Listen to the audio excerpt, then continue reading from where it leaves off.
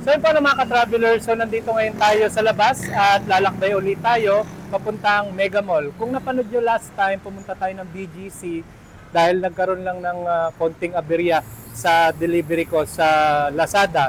But this time, wala namang aberya mangyayari. Pupunta lang tayo ng Mega Mall para tingnan at bilhin na rin yung isa sa mga gadget ng Samsung, which is yung so napakaganda niya. Kung masasabi kong affordable naman, ako personally gagamitin ko siya para sa orchestra kasi we were obliged na gumamit ng tablet as compared sa mga papel or notebook na madaling liparin.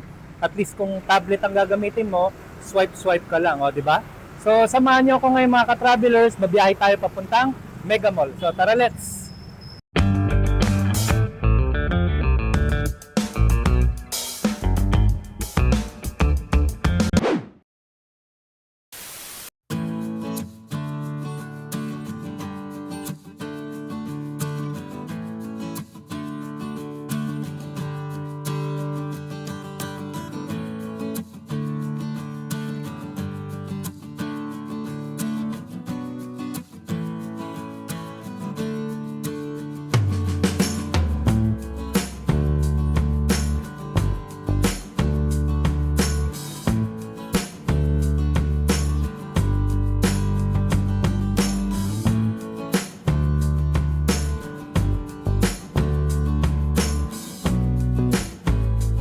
Okay, so po mga ka-travelers, nandito na tayo ngayon sa Mega Mall. Actually, magkikita rin kami ni Mrs. mamaya-maya para i-check yung tablet ni Samsung, yung S10 Lite. So, pero bago yon, magwi-withdraw muna ako para mamaya wala nang problema sa pagbili ng item. A few moments later. Okay, so yun po mga ka-travelers, so kasama ko na si Mrs. Ayaw. Naiya. Okay, so yun. Pupunta na kami ngayon sa Samsung store sa may 5th floor, Cyber Zone. Bulin na namin oras kasi almost 8 o'clock na.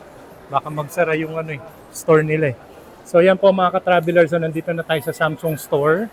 Tanong natin kung how much yung presyo ng tablet. Okay, so ito na yung item na gusto namin bilhin. So magpapa-assist na lang kami dito.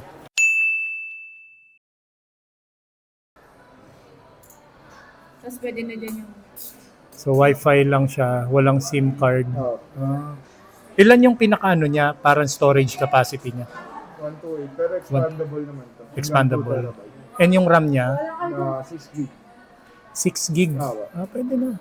6 gigabytes. Tapos may RAM plus ka, kaya 6 plus 6. Okay. So pwede rin yun. 12 na yung total. Okay. Pwede nyo yung check physical appearance. Sarap rin. Wow. Ayos Samsung Galaxy. Secured by Knox. Kasi yun yung kanyang pen. Okay. Powered by Android. Inside the box, cable na lang po talaga. Okay. Yan. Ayan, pwede naman. Meron naman kami nung niyan power brick. Ayan. Okay. Ayan. Ayan. Sige. Okay na yan, sir. Okay, so welcome back sa ating home base ngayon mga ka-travelers. So nakita nyo na sa preview kanina, so pumunta tayo sa Mega Mall at tumungo tayo doon sa isang Samsung store para bumili ng...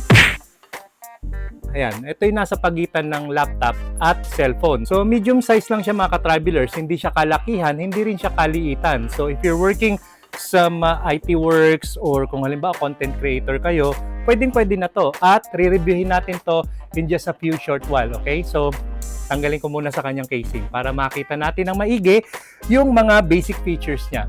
Okay, so first up mga ka-travelers, ito yung kanyang packaging. O, di ba? Napakaganda, napakalinis niya. So, puti yung kanyang packaging. Ayan. And ang kanyang color na napili ko is actually black. I don't know what particular black is this kasi lalong-lalo na ngayon, mga usong-usong mga kulay na binabansag nila is may mga space gray, may mga galaxy black, may something, mga ganon. Hindi ko na alam Pero para sa akin, syempre basic lang yan, Black ang kulay niya. Alright, so tinanggal ko na siya sa kanyang packaging, Pero papakita ko lang sa inyo kung gaano kaganda packaging na packaging pa lang, panalo na, di ba? Nice. Now, ang kanyang nilalaman mga ka-travelers is actually yung pen. Ayan, meron siyang pen na kasama. If you're gonna be doing some sketches sa inyong tablet, ayan, pwedeng-pwede yan. So mamaya papakita natin. So sasampulan natin siya para makita natin kung gaano kaganda yung produkto na to. Alright? And then of course, meron din siyang yung pin, pantanggal nung SIM. Ayan o. Okay? Although according dun sa nagbenta sa akin nitong Samsung na to, hindi daw siya ini-insertan ng SIM card. Meaning to say, merong dalawang klase ng ganitong produkto. Meron siyang pang Wi-Fi connection lang, meron naman yung pang data at Wi-Fi. Data meaning sinasalpakan siya ng SIM card. I don't know. Binigyan ako nito. So, I was thinking na pwede siyang salpakan ng SIM card. Pero nakakapagtaka, sinabi sa akin nung nagbenta sa akin sa Samsung is pang Wi-Fi connection lang siya. Hindi siya pang data, no? Or yun sinasalpakan ng SIM card. Okay? But anyway, I'll keep this one. Sayang naman. Baka pwede ko pa magamit to sa aking cellphone. Ayan.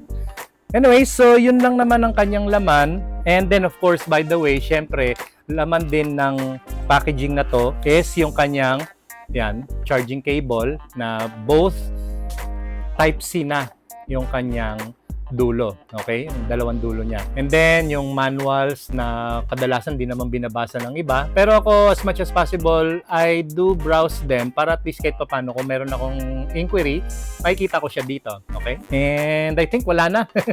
Ayun. Okay, so tungo na tayo sa ating S10 Lite tablet by Samsung.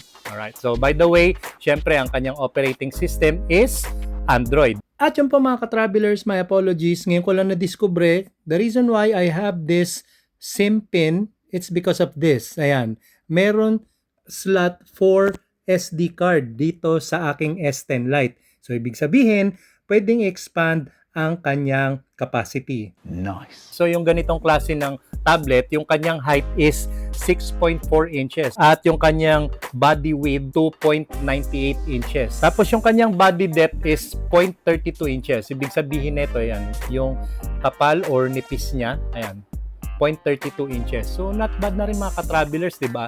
Hindi siya kasing laki ng laptop, hindi rin naman siya kasing liit ng cellphone. So pwedeng-pwede niyo na 'tong dalhin anytime anywhere. Napaka-lightweight din niya kasi ang kanyang bigat is 186 gram. O 'di ba? Pwedeng-pwede niyo na ilagay ito sa inyong bag. At ang kanyang refresh rate mga ka-travelers kung bubuksan natin is 90 Hz. So kung ayan no, hindi ko pa nga halos masyado natatouch yung kanyang screen is nagre-react na agad siya. O 'di ba? So buksan natin siya. So, ito yung kanyang interface mga ka-traveler. So, pwede naman, kung gusto nyo naman landscape ang dating, ayan, pwedeng ganyan. O, di ba? Ang bilis niya agad mag-react. Alright, ayan. So, maganda to. Halimbawa, manonood kayo ng video, pwedeng ganito, or pwedeng nakaganyan. At ang napakaganda na ito mga ka-travelers, nung binuksan ko yung notepad ng aking S10 Lite, ayan o, lahat ng mga notes ko sa aking cellphone is nandito na, na-transfer na. Bakit? Kasi nag-set up ako ng account dito sa aking S10 Lite using my Google account dun sa aking cellphone and boom, na-transfer na siya dito. Ayan, so lahat ng mga notes ko, yung mga topics sa aming worship service, ayan, dito ko nilagay. Ayan, nandito na siya. So try na natin ngayon itong kanyang magnetic pen. So yan, binuksan ko na yung aking notepad dito sa tablet na to. At yan o, pwedeng-pwede ka na magsulat. O, di ba? At ang kagandahan pa nito mga ka-travelers, meron siyang button dito sa mismong pen. I don't know kung nakikita nyo. Press and hold nyo lang siya. Ayan, kung gusto nyong burahin yung mga sinulat nyo. O, di ba? Or kung gusto nyo namang mamili ng mga ibang options pa dito sa pen na to, halimbawa, iba't ibang kulay, ang gawin nyo lang is double click. So, may lalabas siyang parang plus sign do sa screen ng notepad ninyo. Click nyo lang yung plus sign.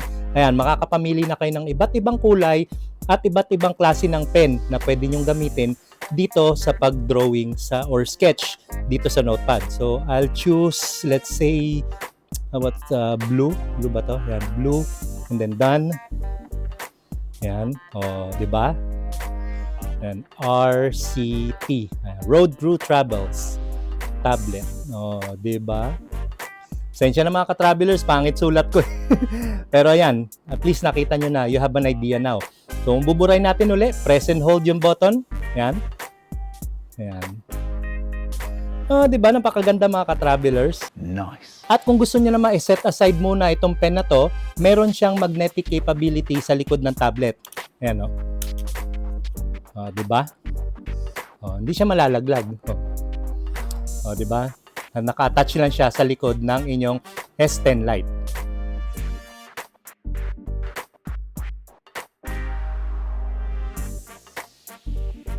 And additional feature lang mga ka-travelers, basically ito yung kanyang USB Type-C port, ayan, kung gusto nyo mag-charge. And of course, yung kanyang speaker dito sa tabi. And then dito sa may right side niya, ay yung kanyang power button.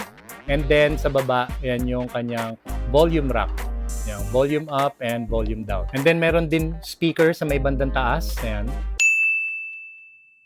Okay, so yun po na mga ka-travelers, let's test the video resolution of this tablet as well as the audio output. Okay, so namili tayo ng isa sa mga video natin dito sa Road Crew Travels. So, let's go! Ito kami pupunta ngayon sa Ye-Light Lumen Lens.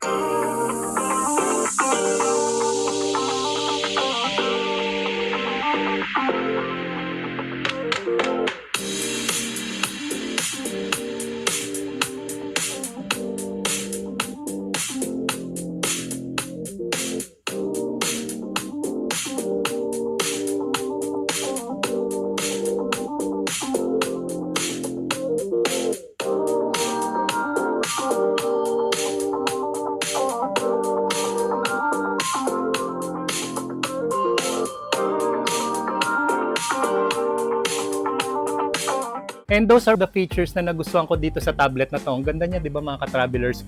Pwedeng-pwede siya sa mga students or mga professionals na on the go, busy sa kanilang mga work or studies. Ayan. So, ang tatanungin niyo mga ka-travelers, yung price niya, it's around 22,900 pesos. For me, I highly suggest yung mga ganitong klase ng device kung hindi kayo masyado sanay sa laptop na medyo mabigat or kaya naman medyo bulky sa inyong bag. Tapos kapag ka cellphone naman sobrang liit naman. If you're gonna be working on some graphics or mga designs, cellphone kasi is not applicable. O pwede naman, pero sobrang liit nito. So I highly suggest you can go with this kind of device, yung mga ganitong tablet. So S10 Lite para sa akin is very affordable na.